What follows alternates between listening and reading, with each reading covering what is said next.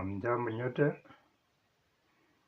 ninawasalimia siku ya leo, alafu ninawakaribisha kwenye ujumbe wa leo ambao tutaongea juu ya ufufuo.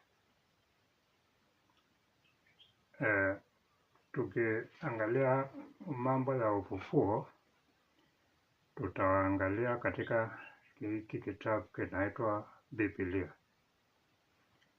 Tuangalie ufufuo vile Mungu aliweza kuzungumzia mambo ya ufufuo, na tuangalie mtu anafufuliwa kutoka kwenye kifo ambacho tuangalie mtu akifa huwa anafanya nini.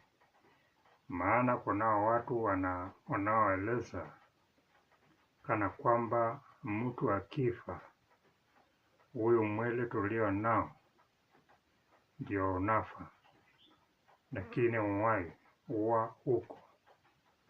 Wengine wanasema mwili ukifa uhai wa mtu huenda mbinguni kuishi huko, na wakati wa ufufuo huo uhai ndio utapewa pengine mwili wa kiroho. Ama mtu akifa mwili ndio unatengana na uhai ule umo ndani ya mwili, na wakati wa kufufuka huo uhai unarudi kwenye ule mwili ulioshakufa. Kwa hivyo tutaangalia kama hayo mambo yanayosemwa na wanadamu kama ni kweli ama ukweli uko namna gani.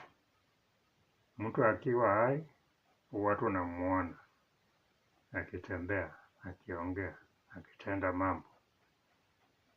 Kweli mtu akifa huwa kuna mahali ingine huwa anaenda kuishi sawasawa na vile tunaona akiishi hapa duniani, ama huwa anakufa na anaisha kuishi, ama anakuanga namna gani ndio tujue kuna kufa na kuna kufufuka. Alafu tujue kufufuka, utafufuliwa uwe kitu gani. Kwa hivyo kwanza ile kitu tutaanza nacho kuangalia, tutaanza na kuangalia wakati Mungu aliumba mtu, alimwambia kila mti wa kujulisha mema na mabaya hakika utakufa. Kiangalia hicho kitabu cha Mwanzo, Mungu aliambia mwanadamu utakufa, na wakati alikula hiyo matunda, Mungu alirudi akamwambia, kwa sababu umekula ile matunda nimekuambia usikule, utakufa, na kwa sababu wewe ni mavumbi utakufa na urudi mavumbini ukuwe mavumbi.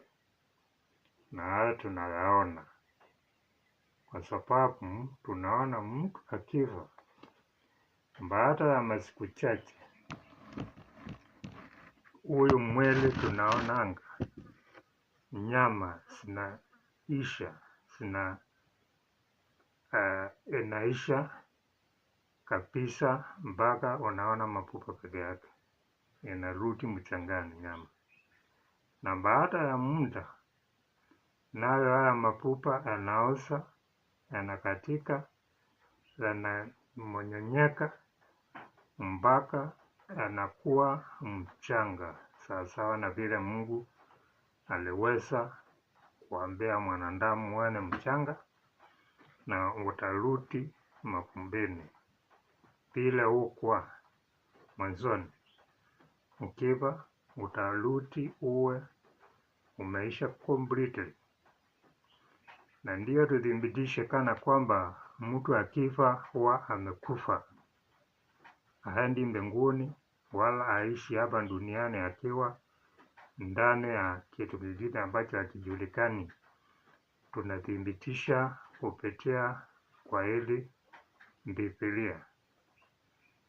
Maana tuangalie kwa wale wanaosema mtu akifa mwili ndio unaisha, lakini uhai unaenda mbinguni.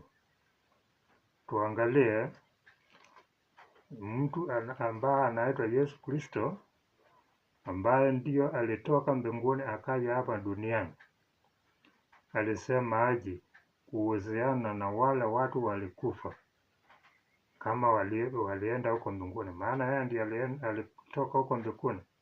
Tuangalie kama kunaye mmoja alishafika huko mbinguni.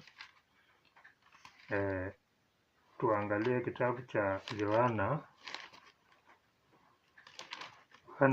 kifungu cha 3, tuone vile Yesu Kristo anasema kuhusu wale watu wanaosema ati mtu akifa anaenda mbinguni. Kama Yesu Kristo amesha kuona mtu mmoja alitoka hapa mbinguni duniani akaenda mbinguni. Yohana 3 na mstari wa 10 na tuanzie 12 na 13. Yesu Kristo alisema hivi: ikiwa nimewaambia mambo ya duniani wala hamyasadiki, mwasadiki wapi niwaambiapo mambo ya mbinguni? Wala hakuna mtu aliyepaa mbinguni ila yeye aliyeshuka kutoka mbinguni, yaani mwana wa Adamu. Yesu Kristo anasema akiwaambia mambo ya hapa duniani mulipo, mnapopajua hamyakubaliani na. Itawezekana aje nikiwaambia mambo ya huko mbinguni na hakuna mtu ameshaenda huko mbinguni ila yeye ndiye alitoka mbinguni akaja hapa duniani? Kwa hivyo mambo ya wale watu wanasemanga ati mtu akifa anaenda mbinguni, hapa Yesu Kristo anayakataa. Maana anaonyesha hakuna mtu ashaenda huko mbinguni, kuthibitisha yale Mungu alisema pale mwanzo, utakufa uishe na mwili yako yaishe yarudi hapa mchangani, huo mchanga sawasawa na mchanga yule Mungu aliyechukua akakuumba. Kwa hivyo hapo Yesu Kristo anatuthibitishia ya kwamba wale watu wanaosema mtu akifa huenda mbinguni ama uhai wake unaenda mbinguni, Yesu Kristo amekataana na hayo yote. Wale wengine wanaosema ati kama mtu akifa ni roho inatengana na mwili.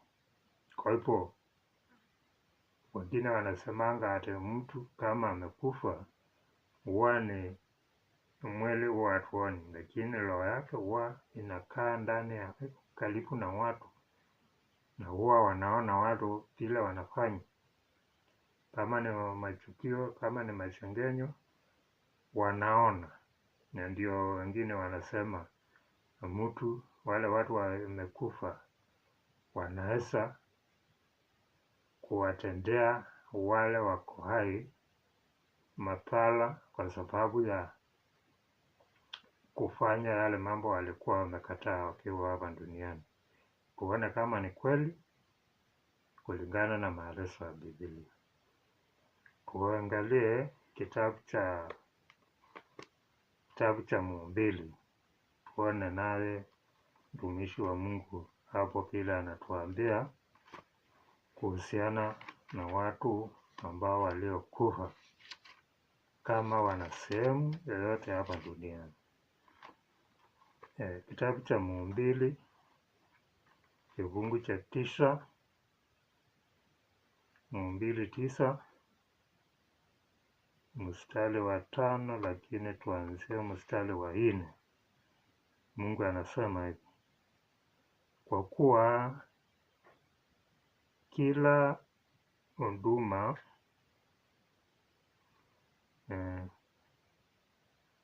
tusome mstari wa 5. Kwa sababu walio hai, tuanzie hiyo wa 4. Kwa kuwa liko tumaini kwa yule aliyeambatana na watu walio hai, maana ni afadhali mbwa aliye hai kuliko simba aliyekufa. Sasa Mhubiri hapa anaonyesha afadhali mbwa aliye hai kuliko simba aliyekufa. Maana yake ni kwamba mbwa ni kitu inatembea, lakini simba akifa huwa hana uwezo wote hapa duniani. Mstari wa 5 anasema kwa sababu walio hai wanajua ya kwamba watakufa, lakini wafu hawajui neno lolote, wala hawana tunzo tena, maana hata kumbukumbu lao limesahauliwa. Mapenzi yao na chuki yao na ushuhuda yao imepotea yote pamoja, wala hawana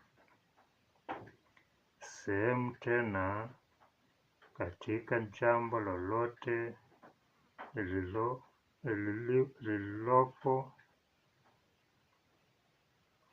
lililofanyika chini ya jua. Kwa hivyo Mhubiri anatuonyesha mtu akisha kufa huwa amekufa na hana nafasi yoyote, hana kitu chochote hapa duniani anaweza kuwa anachangia chochote kile. Mtu akifa huwa ameisha na mambo yake yameisha. Kwa hivyo ni mtu yoyote, mtu ambaye anaomwelewa Mungu, anataka kufali neno la Mungu, akifa amekufa na ameisha. Yeyote ambaye hata kama hajui Mungu, hajahusiana na Mungu popote, akifa ameshakufa. Kwa hivyo ile story unasikianga ati mtu mahali amejichagulia ndipo anaenda. Mungu anaonyesha hakuna vitu kama hiyo. Kama umekufa uwe ndani ya Yesu Kristo, ama hujamuelewa Yesu Kristo, ukifa umekufa na upo hapa mchangani. Kwa hivyo kama ni kufufuka, utafufuliwa hapa mchangani. Na kila mtu amesha kufa kulingana na vile tutaona maandiko yanasema atafufuliwa. Maana tukiangalia vile Yesu Kristo alisema watu watafufuliwa wakati wa sauti ya parapanda itakayosemwa na Yesu Kristo wakati atatoka pale mbinguni. Tuangalie katika kitabu cha Yohana 5 na mstari wa 20 mstari wa 28. Yohana 5 mstari wa 28 nasema hivi: msistaajabu maneno haya, kwa maana saa inakuja ambao watu wote walio humu kaburini watasikia sauti zake, nao watatoka, wale waliofanya mema kwa ufufuo wa uzima, na wale waliotenda mambo mabaya kwa ufufuo wa hukumu. Kwa hivyo Yesu Kristo anaonyesha wale waliotenda mema watafufuka katika ufufuo wa uzima, na wale waliotenda mabaya watafufuka katika ufufuo wa hukumu. Yaani ndipo nasikianga tukiongea habari ya Biblia, tunaona kuna wale watu watafufuliwa waungane na Yesu Kristo, na kuna wale wanafufuliwa watupwe katika ziwa la moto. Kwa hivyo tutaangalia hizo vipindi vile zitakuwa, maana wengi wanafikiria wakati Yesu Kristo atakuja mara hiyo ndio atakuja atenganisha wale waliweza kuishi katika neno lake na wale wengine ambao hawakuishi katika neno lake hawatupe katika ziwa la moto saa hiyo mara hiyo atakao kuja hapa duniani. Kwa hivyo tukifuatilia vifungu kwa vifungu, tunaona wakati Yesu Kristo atakuja hapa duniani, kitu ya kwanza atakuja mara ya pili. Maana mara ya kwanza alikuja akaonyesha watu maisha yale wanafaa kuishi ili waweze kuwa wanakubaliwa na Mungu, na waweze kuwa wanaishi kulingana na vile Mungu alikuwa amewaeleza. Anataka watu wakae katika maagizo yake ili mwisho akuje kuwabadilisha, wapatie meli ya kiroho waweze kuwa wafalme hapa duniani. Na hiyo ndio walikataa, na akawaambia watakufa. Na kwa sababu ya upendo wa Mungu akamtoa mwana wake Yesu Kristo aje hapa duniani awaonyeshe kwa kuishi maisha ya wema, na mwisho akafa na Mungu akamfufua, akafufuka akiwa na mwili wa kiroho, akaishi nao masiku machache na akaondoka akarudi huko mbinguni, na akawaambia nimewaachia kielelezo kwa wale wataishi hayo maisha. Nitakaporudi nitakuja niwachukue, na nikiwachukua nitakuja kuwa mfalme na hao watu hapa duniani katika miaka 1000 nikiwafundisha, tukiwafundisha wale watakuwa hai wakati huo mpaka miaka 1000 iishi tukiwafundisha. Tukiangalia tusiongee sana, watu waanze kuona kama tunaongea, watu waanze kuona kama ninaongea kulingana na mawazo yangu. Tuangalie kitabu cha Wathesalonika, tuone wakati Yesu Kristo atakuja hapa duniani, atachukua watu gani, atafufua watu gani wakati huo, na wale wengine atawafufua lini. Wathesalonika wa kwanza, Wathesalonika wa kwanza 4 na mstari wa 17, hapo tutaona. Wathesalonika wa kwanza mstari wa kifungu cha 4 mstari wa 16.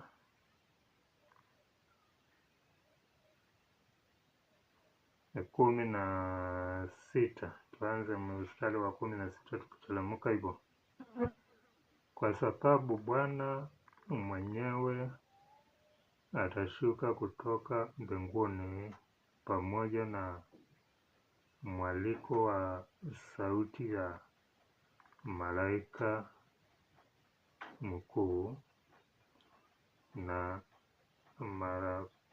parapanda la Mungu, nao waliokufa katika Kristo watafufuliwa kwanza. Hapo tunaona wale waliokufa ndani ya Yesu Kristo wakati ule Yesu Kristo atakapokuja ndio watafufuliwa kwanza. Tukiangalia pale Ufunuo 20 mstari wa kwanza kuteremka ipo, utaona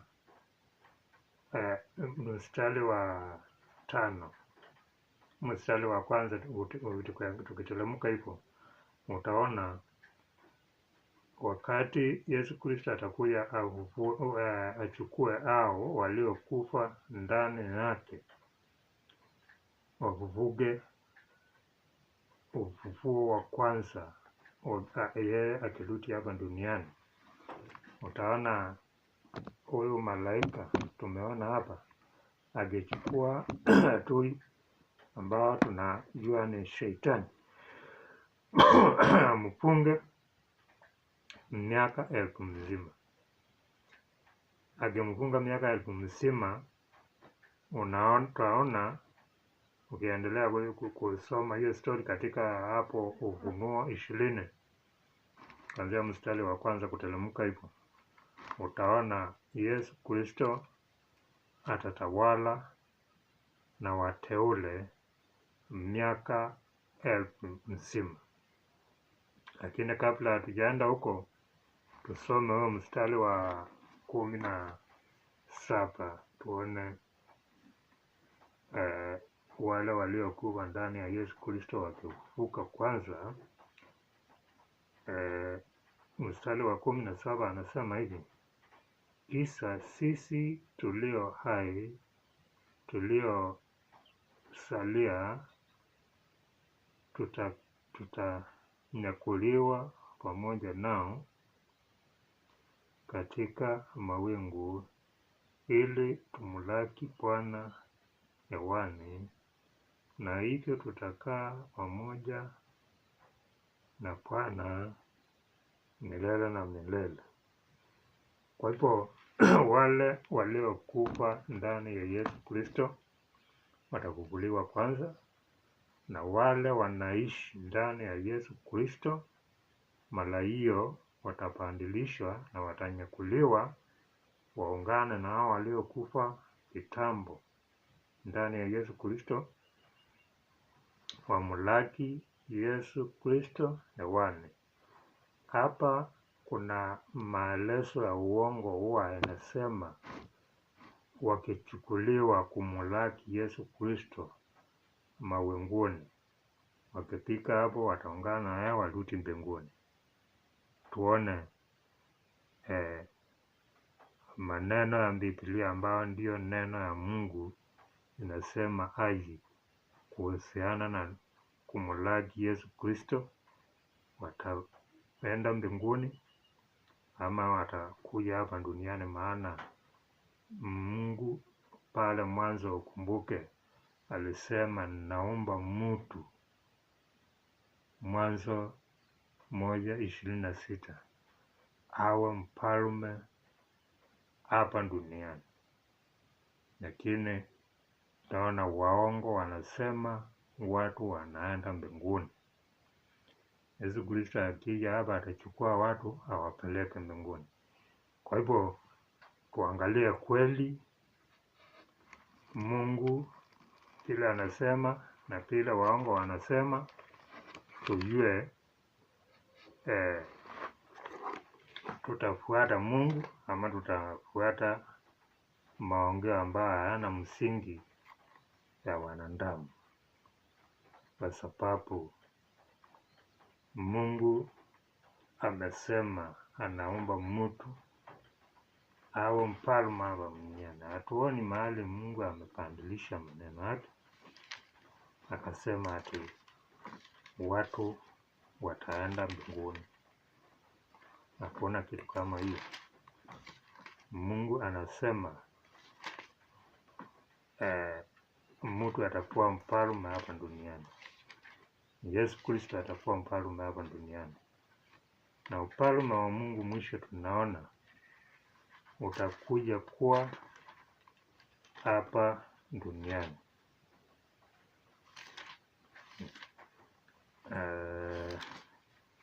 Katika kitabu cha Zekaria 14 tumeona pale Wathesalonika wa kwanza kifungu cha 4:17, wafu wakifufuliwa wataungana na wale wanaishi ndani ya Yesu Kristo wakiwa hai, watapandilishwa na watamulaki Yesu Kristo pale mawinguni. Wakisha kumlaki pale mawinguni, tuone naye Yesu Kristo atafanya nini nao siku hiyo wakisha kumlaki mawinguni. Zekaria kifungu cha 14 na mstari wa 4 anasema hivi: na siku hiyo mikuo yake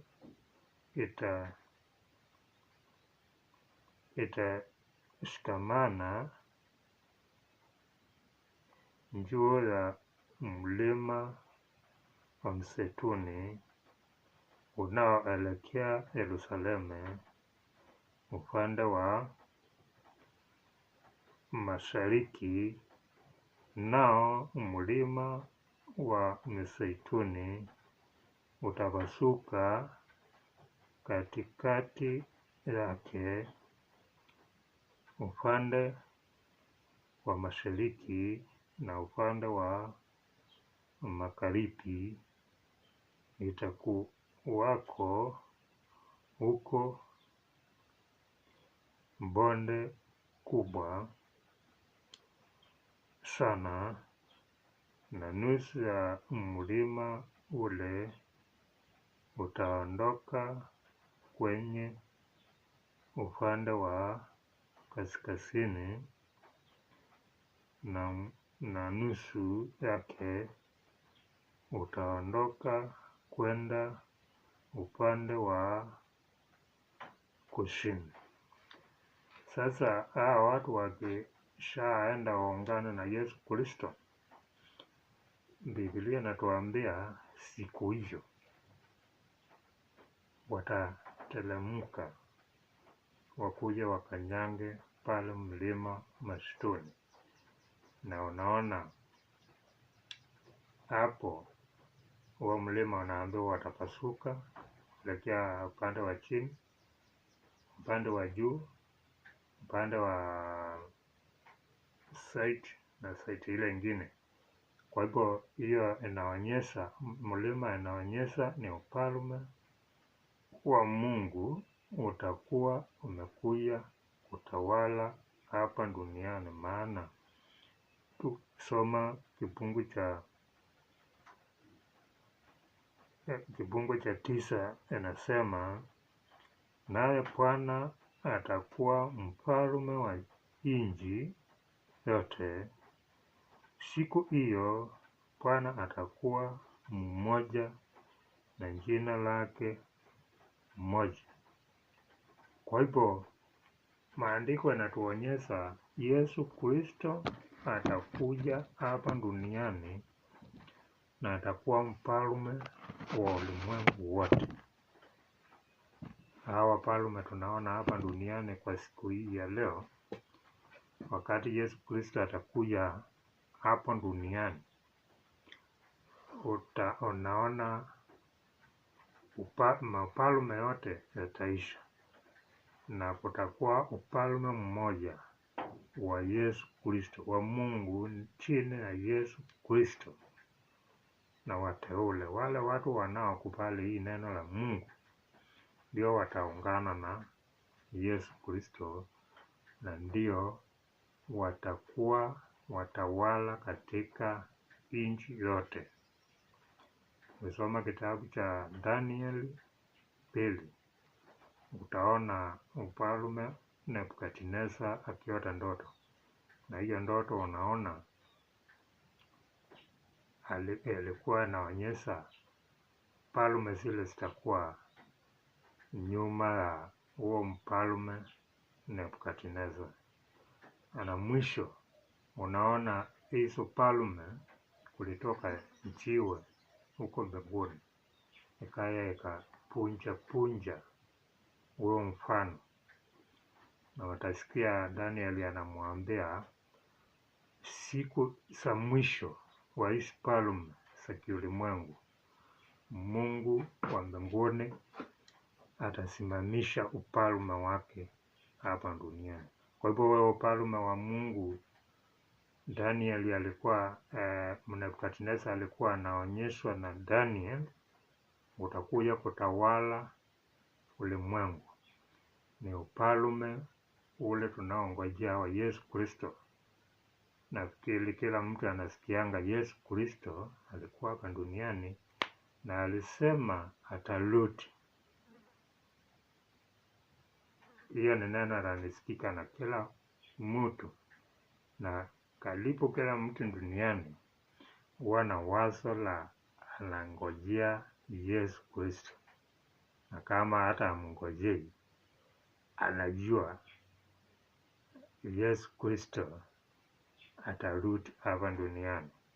Na wengine wanadhani atakuja kwa fujo, ataua watu ambao hawana hatia, lakini Yesu Kristo hatakuja hivyo waongo wanaotanganya watu. Yesu atakuja kwa upendo, maana wale watu wanamtii, tunaona amekuja, amewachukua, amewapandilisha wakakuwa viumbe wa kiai, na akarudi nao hapa duniani. Aliporudi nao hapa duniani, tukienda hapo katika kitabu cha Ufunuo, tunaona atatawala nao miaka 1000 mzima, akifundisha wale watu watapatwa hapa duniani wakiwa hai ambao hawakuelewa na neno la Mungu. Maana usipojitanganya wewe kama hujui neno la Mungu, huwa unajua hujui. Lakini wale watu wanajua neno la Mungu, wanaijua. Kwa hivyo wasipoitenda, wanakataa kuitenda kwa kuwa ni uchaguzi wao, hawataki. Lakini wale hawajui, huwa hawajui. Na Mungu ameweka muda wa kila watu. Maana ukisoma pale katika Wakorintho wa kwanza kifungu cha 15 mstari wa 23 na 24, hapo utaona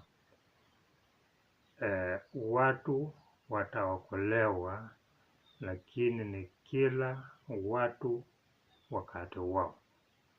Wakati wa Yesu Kristo alikuja akaishi maisha ya kiroho, maisha ya wema, akafa na akafufuliwa, akaenda akatumia mitume wake Roho Mtakatifu, wakaanza kujifunza au waliishi kulingana na mapenzi ya Mungu. Nao ndio wanasikia wanaambiwa wale walikaa ndani ya Yesu Kristo ndio watafufuliwa kwanza.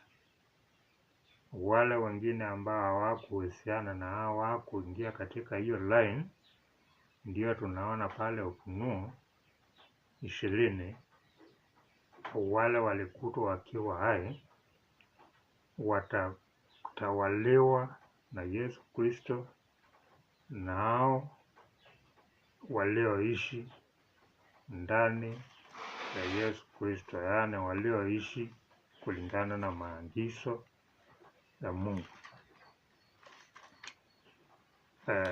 Tukisoma Ufunuo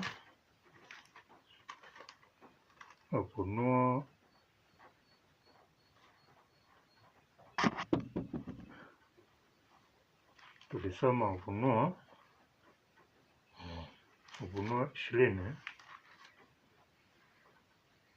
20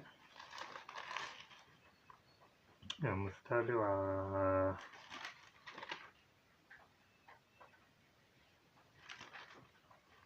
20 na mstari wa 4, wataona kisha nikaona viti vya enzi.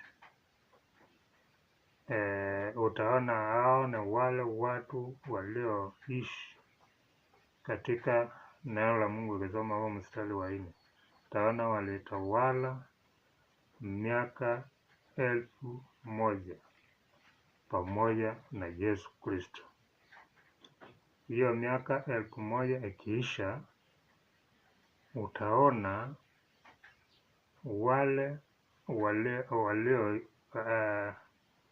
wale hawakufufuliwa katika huo ufufuo wa kwanza, watakuja kufufuliwa baada ya miaka 1000.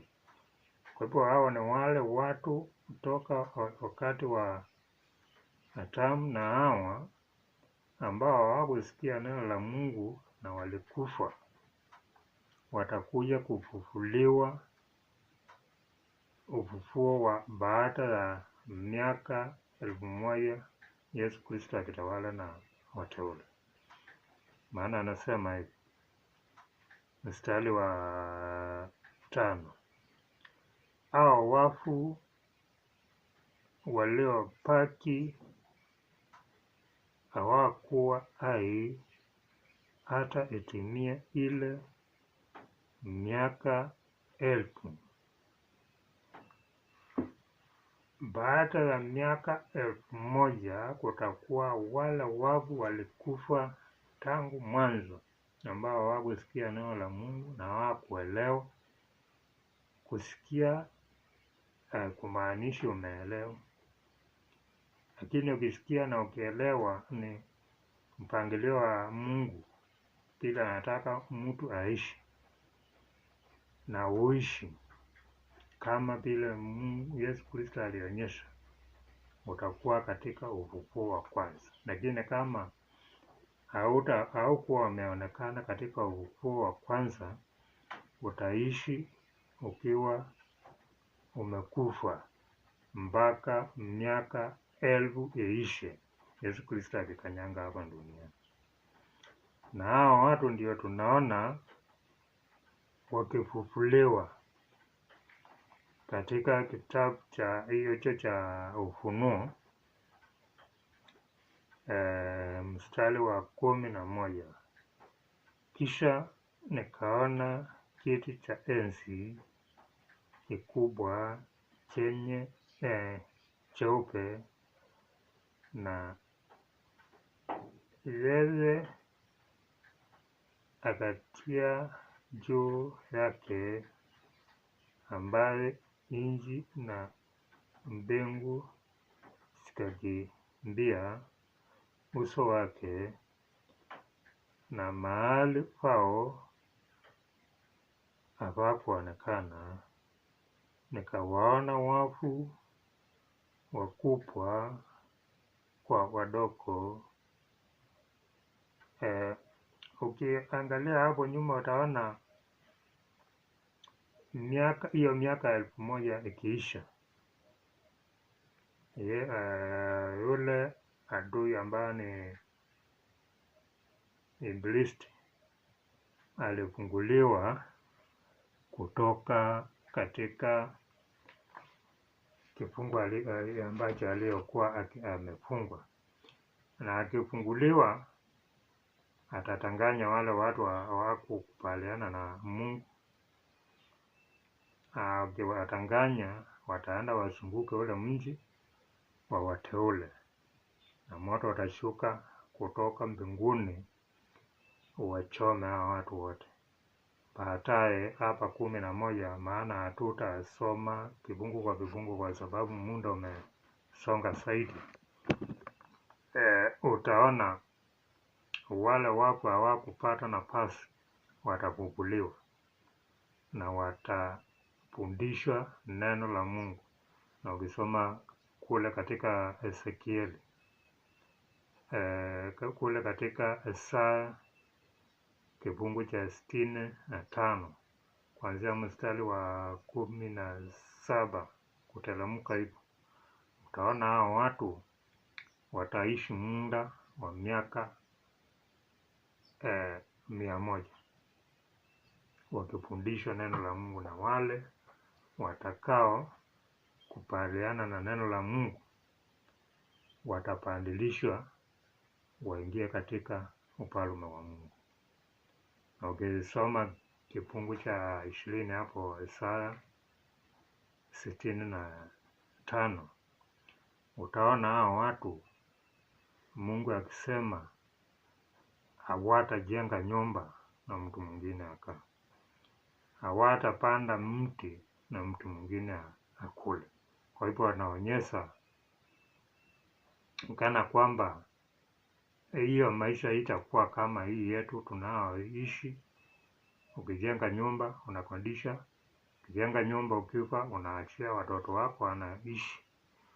Wale wataishi wao wenyewe,